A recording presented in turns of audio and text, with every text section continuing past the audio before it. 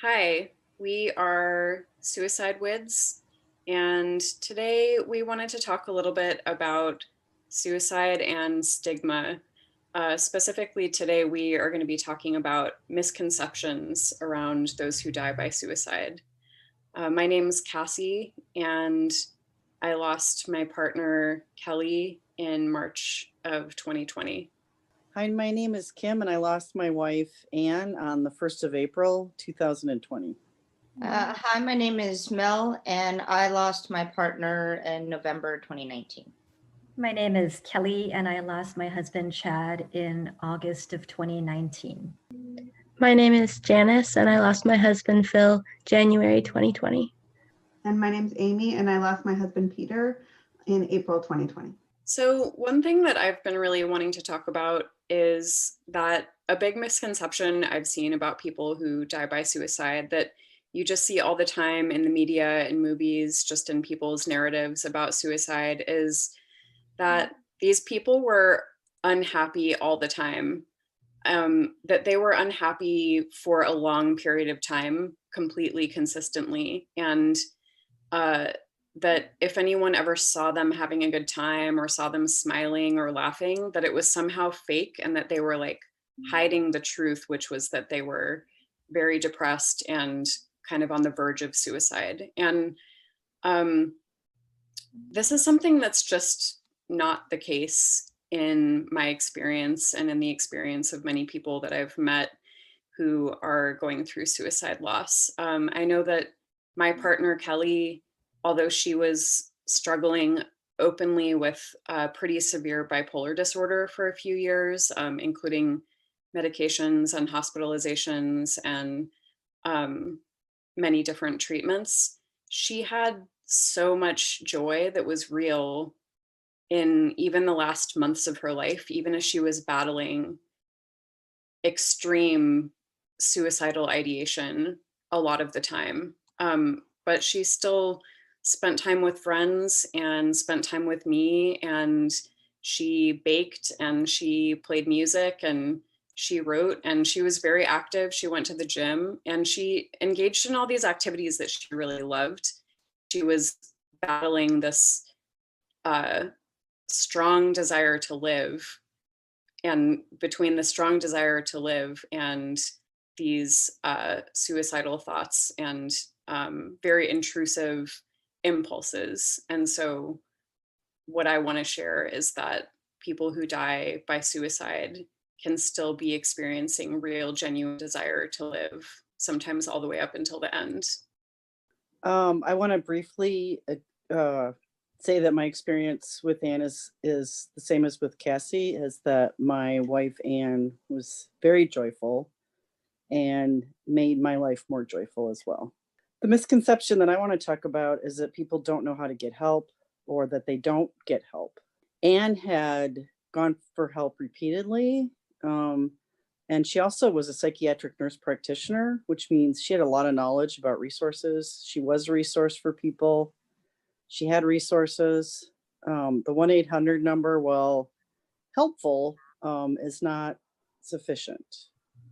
And I think an assumption that gets made is that that person has to do it by themselves. This is a whole nother discussion, but I believe that we don't have enough resources for folks. So I want to leave it at that. Here to what's been said. The misconception that I'd like to address, because it's something that I've seen a lot in people's questions to me, and it's something that I see a lot in media. And honestly, I think part of it is the reason that when we see suicide in media, it has to fit into a story, right? It has to like drive a story along. A big event happens, somebody was terribly sad, they felt no choice, somebody didn't pick up a telephone. Like there's this very clear narrative of events that then leads to this tragic outcome that then honestly makes good television or it makes good movies.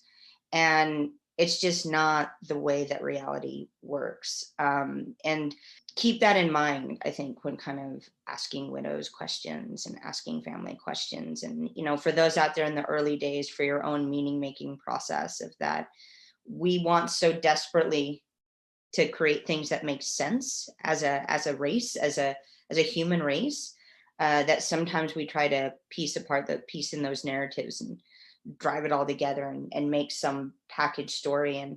And it just sure is a lot more complicated than that. And it is very rarely like it shows up on TV. The misconception I'd like to address is actually quite similar to Mel's, in that there are people who feel that if they only understood what happened the night before or the day before the person's suicide, that they'd have some type of answer, that they'd be able to solve, excuse me, they'd be able to solve what happened. And for, I think, a lot of suicides, it's not something that was just overnight. It wasn't an overnight decision, or something that built up over 1 or 2 days. And, for a lot of people, I think that story can go way back with whatever mental issue they might be dealing with, sometimes as far back to childhood. And so to think of suicide as not a brash decision that happened over the course of a few hours, but something that's a lot more complex than that. I think that's definitely true. In my experience with my husband, he struggled with depression for a very long time, years, and had a previous suicide attempt. And from my understanding, one of the biggest predictors of suicide is having a previous suicide attempt. But the one thing that I'd like to address would be that they didn't have anybody to talk to. You often see this in a lot of the suicide prevention campaigns. I think it's a big reason why they do. People often talk about the 1-800 numbers that are available. And, we often get this picture of just somebody who's very alone and just, needs somebody to listen to them. And that's not to say that those people aren't out there. There are people who are quite isolated. But I would say in my husband's case, we were very, very open about his depression and mental illness. He was very comfortable talking with me about it. He had a lot of great friends that he could also talk to about it. They were very supportive. And additionally, he had a therapist that he saw for years. Anyway, I just want to address that, a lot of times people do have people they can talk to, but that doesn't necessarily solve the problem or make it so that they don't feel the need to end their life. I really appreciate that, Janice. And something that I would just love to call out for everybody there, out there of, following on to not one narrative, something that I've learned so much from the folks in the group that we gather with is that everybody does have very different stories. In my case, the decision, there's many, many indicators to show that it was very brash. There must have been some other thoughts that I didn't know about that weren't shared, but the final decision, there's a lot of indicators that it was quite brash. And I am just so thankful to the people that we've met, because it shows that there's not necessarily an answer, but that we can build a better net, through much better understanding of how complex the problem is and thinking about it from a more of a community approach than a one answer approach. So I'm just really appreciative to know all of y'all's stories. Yeah, I completely agree. And I was going to say, what I think many of you have shared, I always say to our friends and family that my husband's suicide wasn't about a lack of love or friendship or access to people that he cared about or joy or all of the things I think that everyone said, even if all of our stories are different, that all resonates with me.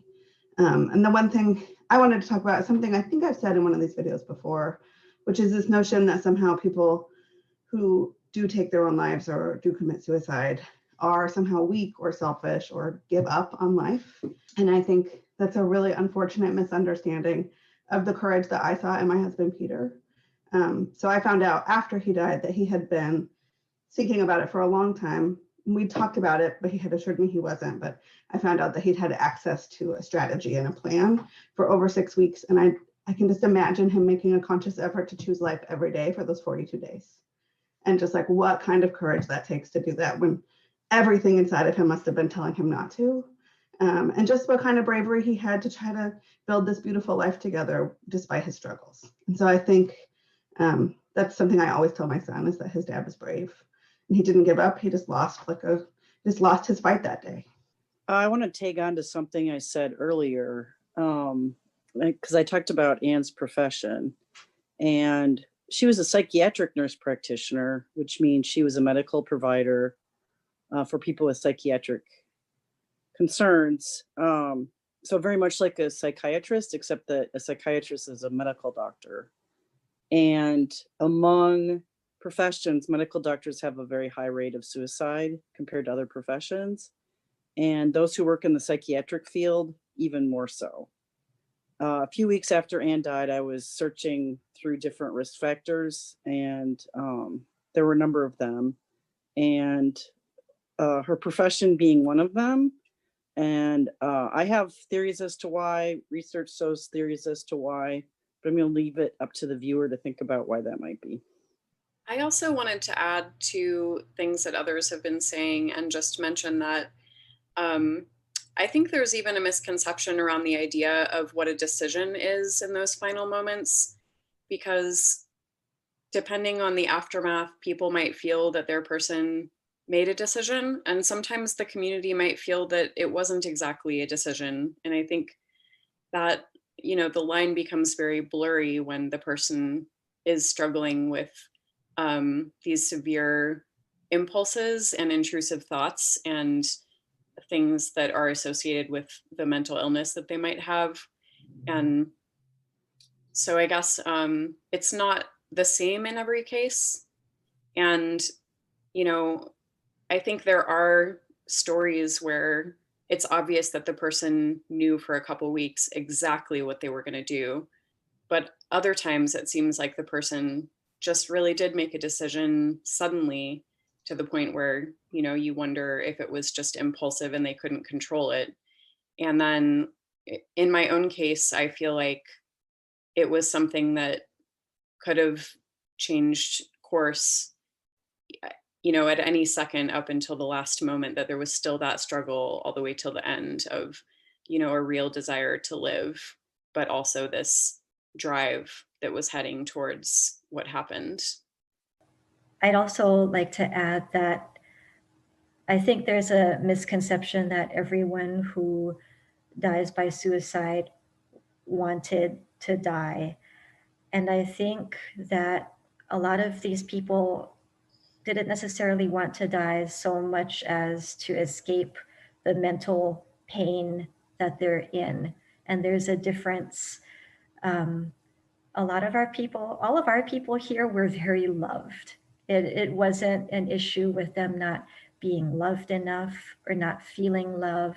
I know that my person really struggled with the disease of alcoholism, and that he fought it every day. And I can't imagine what it's like fighting addiction. And I know that it got too heavy for him. I don't believe that he wanted to die. I do believe that he wanted it to stop, that he wanted the addiction and the pain and the struggle to stop. Yeah, I was just going to add on something I keep thinking about, and I want to use my words really carefully here, but I think there's this tendency, all of these misconceptions to me feel like they're a little bit rooted in this idea that individuals have like total personal responsibility for their mental health, for their life outcomes, for everything that happens to them. And I think, and the reason I want to choose my words carefully is because I'm not suggesting that any people are at fault, but I think we sometimes ignore the fact that there are huge structures in our world and things that are difficult and challenging about just being a human in our world that can make things very difficult or untenable for some people. And that just placing all that blame or all that sort of responsibility on a single individual is so unfair.